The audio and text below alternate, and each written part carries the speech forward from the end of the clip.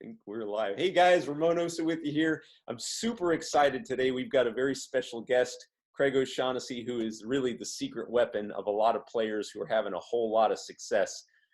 Craig, thank you so much for being on the call today. Well, I'm home, you're home, and Zoom helps us put all this together. So really nice to see you, and I'm very happy to be talking some tennis from Austin, Texas, where I'm at. Austin, Texas. Awesome, man. Well, you're probably getting some, well, you probably don't eat a whole lot of donuts, but I know they got some big ones there.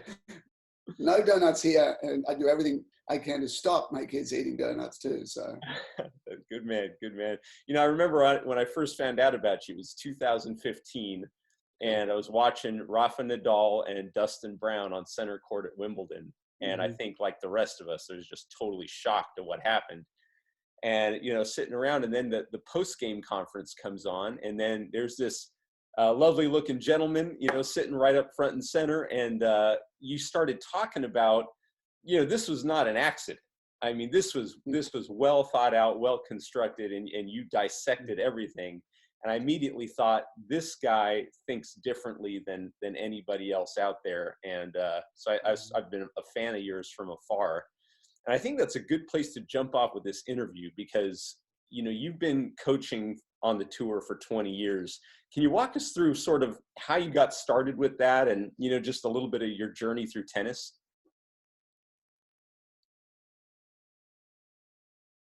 yeah, well, I came over. I played a lot as a junior in Australia, a lot on grass courts and serving, volleying, coming forward, and then right after high school, I worked actually as a journalist for a newspaper for a year and a half in my hometown. So, you know, not going on a lot with tennis. And then I'm like, you know what, I'd love to get a scholarship and come to the States and play college tennis. So after a year and a half, I came over and did that, and went to a couple of different schools, but graduated from Baylor University with a journalism degree. So I kept the journalism going, and I got to play 4 years of college tennis and really, really enjoyed it. I played #1 at our team at Baylor, but we weren't that good. I think I was a good honor was being an All-American in junior college at Saddleback Junior College. So I had a really fun time there. So at the end of college, I'm like, do I go a tennis route? Do I try and play? Do I do that, or do I go,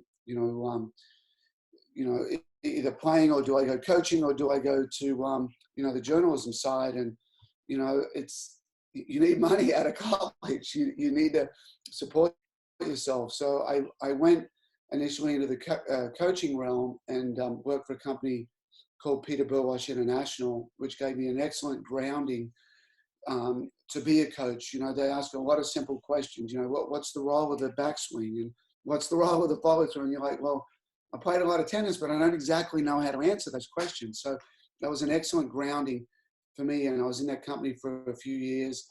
And then I went back to Australia and started my own tennis academy at the Wodonga Tennis Centre. And I was the club president and the only coach, and had 52 courts. So I could be a mad scientist, all these things that you say, can you take patterns of play from the pro tour and put them into junior tennis? How young kids got to be before you start doing all that, strategic side of the game. So that enabled me to kind of experiment a lot and answer a lot of questions. And during that time, you know, the software started coming out where we could record matches and we could look at patterns of play. So until software like Dartfish, we could never look at a match by patterns of play. It was always chronologically from start to finish. But after Dartfish came out, you say, well, you know, can I look only at backhand errors, or only forehand return winners, or only every time I came to the net and lost the point? All of a sudden, you start seeing these patterns emerge, and you start looking at the game differently, saying, well, this is where you're winning and this is where you're losing. And, the software really helped me look at our sport in a different manner, and had a huge impact in Dustin beating Rafa in 2015 at Wimbledon, because, you know, I studied Rafa so much, being one of the best players in the world, and I just knew his patterns. I knew where he's going to serve. I knew where he's weaker. I knew where he's stronger. And Dustin was a perfect guy to create that chaos in the point. And, not every day it goes according to plan, but that day it did. And, at the end, I remember at the end of the year, Rafa said, well, that was my worst loss of the year. I shouldn't have lost. I'm like, that was not your worst loss. We planned that to perfection.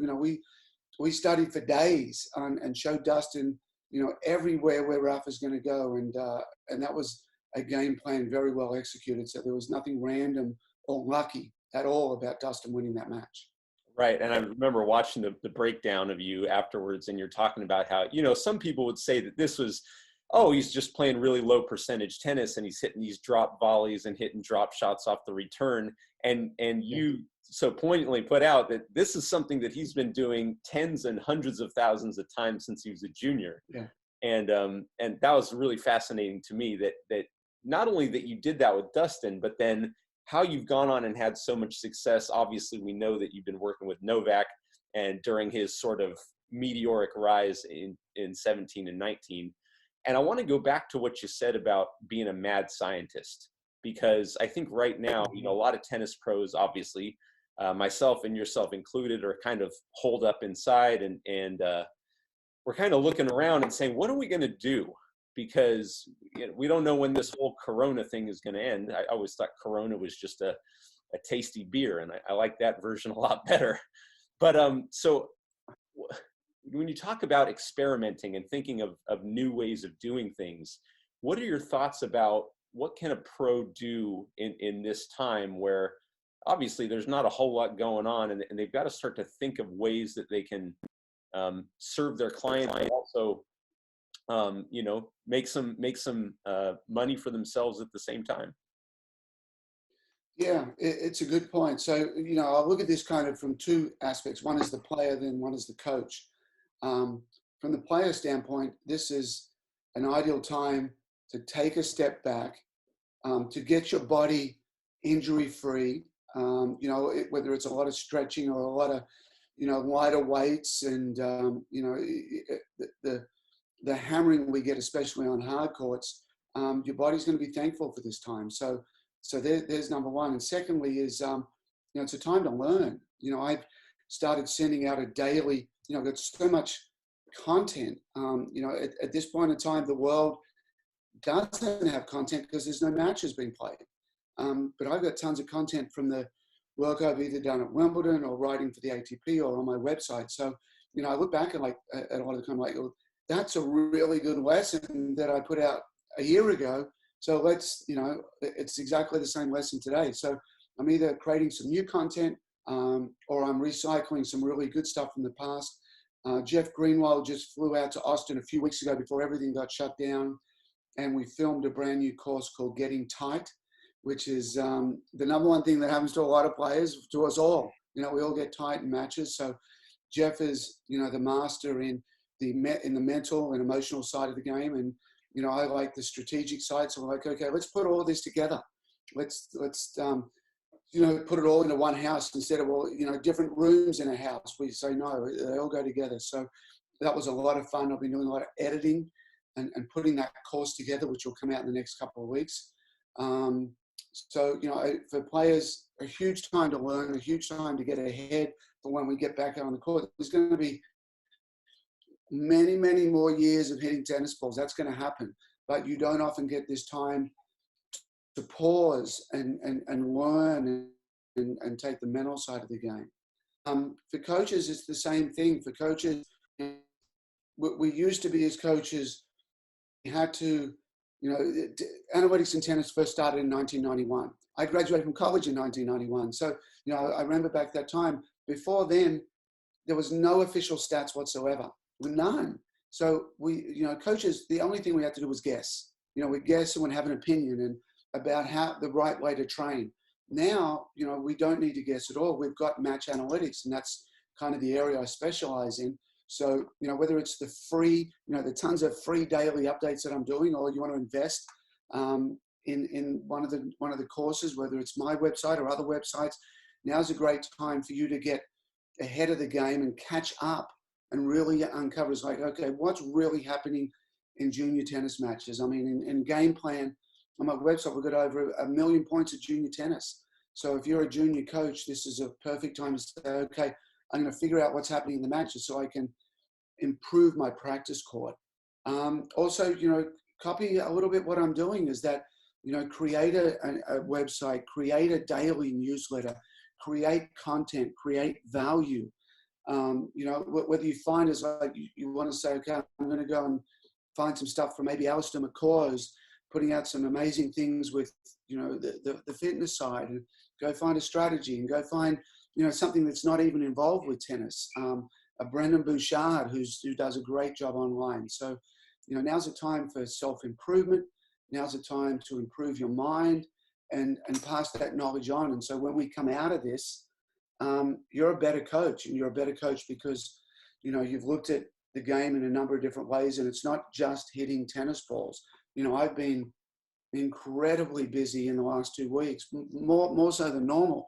And I'm learning a lot more and studying a lot more. And, it's given me pause. I mean, the 4 players that I work with on the Pro Tour, they've stopped playing, but I'm still drip feeding information out to them on the best patterns of play and video of what they're doing. So this is still an opportunity to be a very, very busy time and to educate yourself.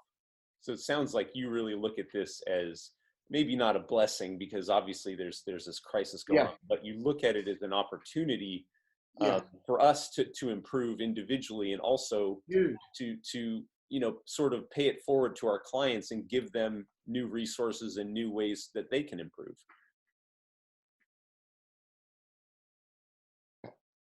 That's exactly right. That's exactly right. And that's what I'm doing all day, every day at the moment. The ATP, the really fun thing is the ATP want me to look back at some classic matches. So, we're going back, and what I'm doing over the weekend is 1998 Miami final where Rios beat Agassi. So Rios beat Ruzetsky at Indian Wells, and he beats Agassi in the final, and he becomes #1 in the world. And I already have that video. So I sent it to Warren Pretorius at Tennis Analytics. We've combined to put together a match intelligence report with brand new analytics. We're very heavy on the first 4 strokes. So the serve, the return, the serve +1, and the return +1. Very heavy on cutting the back of the court up into the 4 areas of A, B, C, D. And we're going to look at that match and others, with modern analytics at these old matches. And I can't wait to get to that this weekend and do that report for the ATP next week. And then, maybe I'll get my hands on a Borg McEnroe, 1980 final of Wimbledon, and maybe the 80 where Borg wins in 4 and the 81 where McEnroe wins in 5, and give that some modern analytics. I mean, that would be heaven to get involved in that. The 70-20-10, I love it. When you said that and I started paying attention, I was watching all, the club games and the pro games, and like, these guys are absolutely right, So when you look at a tennis match, I mean, you look at it a lot differently than the casual fan, or maybe even most coaches. Can you kind of give us some guidance on the way that you look at a match? Yeah. What's fascinating, the first thing I looked at when I got that match intelligence report back from Warren was that Agassi Rios was 70-20-10 on the dot. And I'm like, come on. Full circle, full circle. I'm like, I like that, because that was from 2015, the first Grand Slam I looked at for the men at the Australian Open was 70-20-10. I'd say a major way I look at matches is, again, the 0 through 4 rally length, which is a serve, a return, a serve +1, a return +1. So each player gets 2 shots. Typically 70% of all points, and it'll go up and down a little bit, but that's kind of the baseline. That's our guide. So I pay tons of attention to where is the serve going. I look at this point score, and let's say it's a 30-all. Well, the server needs the point. So you look at the serve location wide, or the 4 locations. Position 1 in the deuce court's out wide, 2 is body forehand, 3 is body backhand, and 4 is tee. So I'm going to pay particular attention to where they serve when they need a point, versus a 30-love or 40-15 where they don't necessarily need a point. They're going to much more go to their primary and secondary patterns. So within a few service games, based on point score, I'm going to see what their favorite shots are. I'll see when this ball comes back. Are they looking for a serve +1 forehand or not? Are they just accepting balls to the backhand, or would they rather the ball to the backhand? I'm looking at how many errors they make in the serve +1. you know, if the return comes back quickly to the forehand, are they still taking a big backswing? Are they blocking well? Do they have good defensive skills in there? So in the first 4 shots, you know, tennis in general is about 70% errors, but in the first 4 shots, about 80. So, you know, you want to try and survive that first 4 shots if you're the returner. You want to attack with a first serve. You want to attack with a second serve return. And so you've got these little different battles going on. But what I'm looking for is errors. And primarily, you know, the number one error I'm always giving to pros on the tour is like, attack this guy's forehand wide in position A, which is for a righty out wide in the juice court. You know, we rally to the backhand, but we finish much more to that position A. So I'm looking to see whether players understand that, whether they're going there, how good the defense is out there. And, you know, within a few games, because I've done this so much over, you know, a couple of decades, I can figure out, you know, fairly, you know, 98% of a guy within a few games. This is what he wants. This is where he's weak. This is when he gets nervous, and have an opponent really figured out in that area. So, you know, what's funny on the women's tour, how coaches are able to go down there and coach it if the player requests it. And, you know, the conversations are generally panic. You know, it's generally fear and panic and, oh my God, I can't hit a ball on the court, and the emotions. I mean, they need Jeff Greenwald down there to talk about that. But, you know, I'm not involved with that because my conversation would be, you know, focus on returning every ball to B, look for a serve +1 forehand, you know, 1 or 2, run the 2-1 pattern, CDA.